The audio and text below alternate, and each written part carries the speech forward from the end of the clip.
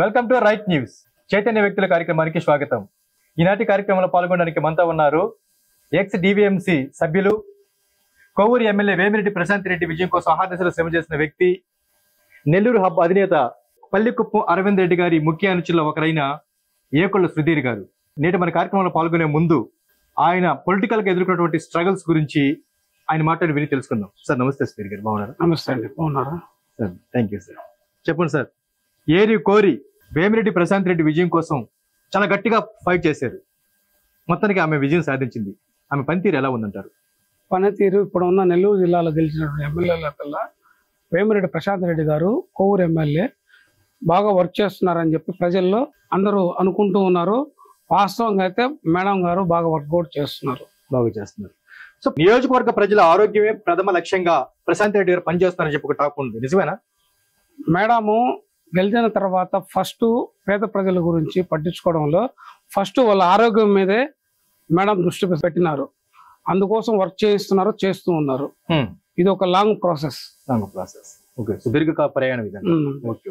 అంతే, ఆరోగ్యమే మహాభాగ్యం. దాని మీద ఆరోగ్యంగా పేద ప్రజలు ఎప్పుడైనా ఆరోగ్యంగా ఉంటేనే వాళ్ళు చేసుకునే పని చేసుకుంటూ సుఖంగా హ్యాపీగా వాళ్ళ ఫ్యామిలీ కూడా రన్ అయ్యేదానికి బాగుంటది. వాళ్ళకి ఆరోగ్యం లేకుండా ఎంతున్నా వేస్ట్ కదా.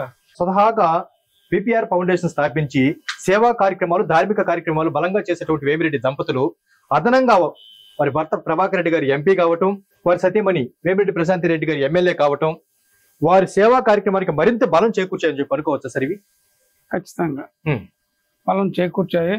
అదే నడవడికలో మేడం కానీ సార్ కానీ ఇద్దరు చాలా బలంగా పేద ప్రజలకు వాళ్ళ ఆరోగ్యమే కాదు వాళ్ళ యొక్క అభివృద్ధి వైపు కూడా వాళ్ళిద్దరు అడుగులు వేస్తున్నారు. అదే సార్, అంటే యువతకి జాబ్ మేళా కావచ్చు, వికలాంగులకు ట్రై సైకిల్స్ కావచ్చు, అన్ని రకాల వికలాంగులకి సపోర్ట్ కావచ్చు, మరీ ముఖ్యంగా క్యాన్సర్ రహిత కొవ్వూరు నా లక్ష్యం అంటూ ఆమె ప్రత్యేకంగా అడుగులు ముందుకేస్తున్నారు కదా సార్?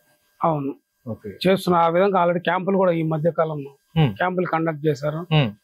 దానికి సంబంధించిన ఎక్విప్మెంట్స్ బయట నుంచి అంటే ఫారిన్ నుంచి కూడా తెప్పించి వాళ్ళ ట్రీట్మెంట్ కి అయ్యేటటువంటి ఎక్స్పెన్సివ్ అంతా కూడా వాళ్ళే భరించే విధంగా ప్లాన్ చేస్తున్నారు. ఓకే, ఎన్నికలకు ముందు వేమిరెడ్డి ప్రశాంత్ రెడ్డి గారు మాట్లాడుతూ మీ ఆడపడుచుని నేను అంటే ఇప్పటి వరకు కొవ్వూరు నియోజకవర్గంలో ఒక మహిళ ఎమ్మెల్యేకి గెలిచిన సందర్భం లేదు, తొలిసారికి ఏమే విజయం సాధించారు. సో ఈ 5 ఏళ్లలో కొవ్వూరు అభివృద్ధి బాగా ఉంటుందని మీరు ఆశాభావం వ్యక్తం చేస్తున్నారు సార్? ఉంటుందని కాదు, ఉంటుంది. ఎందుకంటే మేడం ఈ రోజుకి కూడా అంటే మేడము ఎమ్మెల్యే అయ్యి ఈ రోజుకి 100 రోజులు అవుతుంది. ఈ 100 రోజుల్లో కూడా వాళ్ళ ఇంటికి గడప తొక్కిన ప్రతి ఒక్కరిని, వాళ్ళు 100 మంది ఉన్నాయి, 200 మంది ఉన్నాయి, ఆప్యాయంగా ప్రేమతో వాళ్ళని పలకరించి మీ సమస్యలు ఏంటి అని వివరంగా ప్రతి ఒక్కరిని కూడా ఓపికగా, అది నైట్ 10 అయినా 11 అయినా సరే అన్ని వాళ్ళు కనుక్కొని వాళ్ళ సమస్యలు తెలుసుకున్న తర్వాతే మేడం. సో మొత్తానికి ఎమ్మెల్యే గారి ఆఫీసు ఒక క్రమశిక్షణ కలిగినటువంటి ఆఫీస్ గా వర్కుల సాధనలో ముందుకు బలంగా వెళ్తుందంటారు. అవును, వెరీ గుడ్. ఓకే సార్, మరి నెల్లూరు హబ్ అధినేత అరవింద్ రెడ్డి గారితో మీ పరిచయం ఎలా మొదలైంది? పరిచయం ఏంటంటే ఇప్పుడు అన్న నాకు తెలిసిన తర్వాత ఏంటంటే అరవింద్ అన్న ఫస్ట్ అంటే ఈ మధ్య కాలంలో అతను వైఎస్ఆర్సీపీ అనమాట. కానీ వైఎస్ఆర్సీపీలో పరిపాలన బాగలేదు, జగన్ చేసేటువంటి అంటే సంక్షేమ ఫలాలు కానీ ఏవి కూడా తనకి నచ్చలేదు. ఎప్పుడైతే విపిఆర్ గారు పార్టీ మారారో ఆటోమేటిక్ గా నేను కూడా వాళ్ళ వెంటనే నడిచి వాళ్ళు చేసేటటువంటి కార్యక్రమాలతో నా యొక్క చేయి కూడా అంటే ప్రజలకు ఏదో ఒక విధంగా ఉపయోగపడాలన్న దాంతో వాళ్ళ అడుగు జాడల్లోనే అరవింద్ రెడ్డి గారు కూడా చాలా ముందుకెళ్తున్నారు. ముందుకెళ్లడమే కాకుండా నాలాంటి వాళ్ళు కూడా చేరదీసి ఒక అడుగు ముందుకు వేపిస్తున్నారు. ఓకే, వాళ్ళకి చూస్తే విపిఆర్ ఫౌండేషన్ సంస్థ ఉంది సేవా కార్యక్రమాలకి, ఈయనకి చూస్తే విపిఆర్ యువసేన కార్యక్రమాలు ముందుకెళ్తున్నారు. సో విపిఆర్ యువసేన ద్వారా గవర్నమెంట్ హాస్పిటల్లో అన్నదానం చేయడం కావచ్చు, రకరకాల కార్యక్రమాలతో కూడా అరవింద్ రెడ్డి గారు ముందుకెళ్తున్నారు, నిజమేనా? ముందుకెళ్తున్నారు. ఇంకా ఇవి జస్ట్ స్టార్ట్ అయినాయి ఈ కార్యక్రమాలు. వీటికన్నా కూడా ఇంకా పెద్ద పెద్ద కార్యక్రమాలు చేయడానికి కూడా అరవింద్ రెడ్డి గారు చాలా ముందుకి వెళ్తున్నారు, అడుగులు కూడా వేస్తున్నారు అటు side. Okay, so Arvind Reddy గారికి ఈ సేవ చేయాలన్నటువంటి ఆలోచన ఎవరు ప్రేరణ? ఎవరైనా విపిఆర్ గారే, విపిఆర్ దంపతులు. ఎందుకంటే వాళ్ళ ప్రేరణతోనే తను ముందుకు రావడము, జిల్లాలో వాళ్ళ మార్కుని ఇంకా కొంచెం బలంగా ముందుకు తీసుకెళ్లాలని చెప్పి ఈయన కూడా ఒక అడుగు ముందుకేశారు. పలు సందర్భాల్లో అరవింద్ రెడ్డి గారు మీడియాతో మాట్లాడుతూ నాకు జన్మనివ్వని తల్లిదండ్రులు పిపిఆర్ దంపతులు అంటుంటారు. అవును, నిజమేనది? నిజమే. Okay okay okay. ఎందుకంటే వాళ్ళ యొక్క సేవా దృక్పథంతో ముందుకు వచ్చారు. ఎందుకంటే మన నెల్లూరు జిల్లాలో డబ్బులు ఉన్న వాళ్ళు ఎంతో మంది ఉన్నారండి, కానీ విపిఆర్ దంపతులు డబ్బులు ఉండడంతో పాటు వాళ్ళు దాన్ని ఖర్చు పెట్టే విధానం తెలుసు వాళ్ళకి. అంటే రియల్ గా పూర్ పీపుల్కి కానీ చదువుకున్న వ్యక్తులకు కానీ ఎవరైతే వికలాంగులు కానీ వాళ్ళకి అవసరాలు ఏమేమి అవసరాలో అవన్నీ గ్యాదర్ చేస్తూ వాళ్ళు ఫిల్ చేసుకుంటూ ముందుకు వస్తున్నారు. సో అరవింద్ రెడ్డి గారితో మీరు మాట్లాడే సమయంలో సేవా కార్యక్రమాలు బలంగా మరింత విస్తృతంగా ముందుకు తీసుకెళ్తానని చెప్పి మనం మీతో అంటున్నారా సార్? అంటున్నారు. ఓకే. సో మొత్తానికి వేమిరెడ్డి దంపతుల మార్గంలోనే పయనిస్తూ సేవా కార్యక్రమాలతో ముందుకు వెళ్ళడమే అరవింద్ రెడ్డి గారి యొక్క లక్ష్యం అంతే. ఓకే. సరే, అరవింద్ రెడ్డి గారు ఆంతరిక శిష్యులు మీరు ఒకరు కాబట్టి మాట్లాడుతున్నాను. వారి తాత కొండల దశరథరామరెడ్డి గారు కూడా రాజకీయ నేపథ్యం ఉన్నటువంటి వ్యక్తి. సో రాజకీయాల్లో బలమైనటువంటి పాత్రని భవిష్యత్తులో అరవింద్ రెడ్డి గారు పోషించే అవకాశం ఉన్నారు? నాకు తెలిసినంతవరకు ఆయనకి ఆలోచన లేదు. కానీ ఏంటంటే ఆయన రాజకీయంగా వస్తేనే బాగుంటుందని చెప్పి మా ఆలోచన. సో అప్పుడు సేవకు మరింత తోడ్పాటు ఉంటుంది, ఇంకా దగ్గర అవుతుంది, కార్యక్రమాలు కూడా ఇంకా ఎక్కువ అవుతాయి. సార్ మీరు డివిఎంసి అంటే డిస్ట్రిక్ట్ విజిలెన్స్ మానిటరింగ్ కమిటీలో ఒక మెంబర్ గా ఉండారు. అవును. సో ఆ సందర్భంలో మీరు పలు రకాల సమస్యలను కూడా పరిష్కరించారన్నటువంటి పేరు కూడా మీకు మంచి పేరు ఉంది. మీ కొవ్వూరు నియోజకవర్గంలో చూస్తే పూర్తిగా ట్రైబల్స్ ఉంటారు. ఎక్కువ దాదాపు 30,000 మంది దాకా ఎస్టీ పీపుల్స్ ఉంటారు. ఎస్టీ నియోజకవర్గం అనుకోవచ్చు. మరి ఎస్టీల అభివృద్ధి కొరకు ప్రశాంత్ రెడ్డి గారి దగ్గర ప్రత్యేక ప్రణాళిక ఉందంటారా? ఖచ్చితంగా ఉంది. అటు సైడ్ మేడం కూడా గిరిజనులకి డెఫినెట్ గా మనం అభివృద్ధి చేయాలి. ఈ 5 years లో ఇంతవరకు ఎవరు చేయనటువంటి కార్యక్రమాలు కూడా వాళ్ళకి చేస్తూ సంక్షేమ ఫలాలు కూడా అందరికి అందేలా కూడా మేడం ప్లాన్ చేస్తున్నారు. సో భవిష్యత్తులో అంటే అణగారిన వర్గాల్లో ప్రత్యేకమైనటువంటి తెగ గిరిజనులు. సో గిరిజనుల్ని అందరి స్థానంలోకి తీసుకొచ్చి పెట్టేదాని కోసంగా మీరు కూడా మేడం గారితో కోఆర్డినేట్ చేస్తున్న కార్యక్రమాలు చేయడానికి ముందుకెళ్తున్నారా? వెళ్తున్నారు. సో నో ప్రాబ్లం అంటే. No problem. Okay okay okay okay. Madam కూడా బాగా కోఆపరేట్ చేస్తారు. ఎందుకంటే మీరు చెప్పినట్టు కాన్స్టిట్యున్సీలోనే కాకుండా మామూలు స్టేట్ వైడ్ కూడా అనగాని వర్గాల్లో అనాథుల జాతి అనేది నంబర్ 1. అంటే అనగాని వాళ్ళ ముందుకు తీసుకువెళ్ళాలనే లక్ష్యంతో మేడం కూడా ప్రత్యేకమైన ప్రణాళికతో దృష్టి పెట్టి ముందుకెళ్తున్నారు. ఓకే. ఇది మంచి ప్రభుత్వం అంటూ ఎన్డీఏ ప్రభుత్వం 100 రోజుల పండుగని బలంగా జరుపుకుంటున్నారు. నిజంగానే మంచి ప్రభుత్వంగా అది ప్రజల చేత కితాబు అందుకుంటున్నట్టు అన్నారా మీ ఎన్డీఏ? ఖచ్చితంగా అందుకుంటది. ఆ విధంగా కూడా ఇంకా కూడా ఎక్కువ కార్యక్రమాలు చేస్తారు. ఇంకా మంచి పేరు వస్తుంది. సో ఇప్పటి వరకు హామీలు నిలబెట్టుకునే విషయంలో మీ ఎన్డీఏ గవర్నమెంట్ విఫలమైంది అన్నది వైఎస్ఆర్ కాంగ్రెస్ పార్టీ వారి ఆరోపణ. దీనిపై మీరేమంటారు? వైఎస్ఆర్సీపీ వాళ్ళు ఆరోపణలు చేయడం అనేది కామనే కదా. ఎందుకంటే వాళ్ళు ఇచ్చిన సంక్షేమ ఫలాల్లో అంటే వాళ్ళ 5 years లో ఒక 10% కూడా ఎవరికి అందలేదు. సాక్షి ఛానల్ ఉంది, ఆ 2 మేనేజ్ చేసుకోవడం. వాళ్ళకి ఇది ఇచ్చాము వీళ్ళకి ఇచ్చాము అంతా చెప్తున్నారు. అదేం లేదు. ఈరోజు ఎన్డీఏ ప్రభుత్వం వచ్చిన వెంటనే ఫస్ట్ 4,000 శాంక్షన్ ఇచ్చారండి. కితాబ్ అందుకున్నట్టే. నెక్స్ట్ అన్నా క్యాంటీన్స్ ఓపెన్ అయ్యి ఈ రోజు మినిమం 5 rupees ఎవరు భోజనం పెడుతున్నారు. కితాబ్ అందుకున్నట్టు. అవును. ల్యాండ్ టైటిలింగ్ యాక్ట్ రద్దు కూడా చేశారు.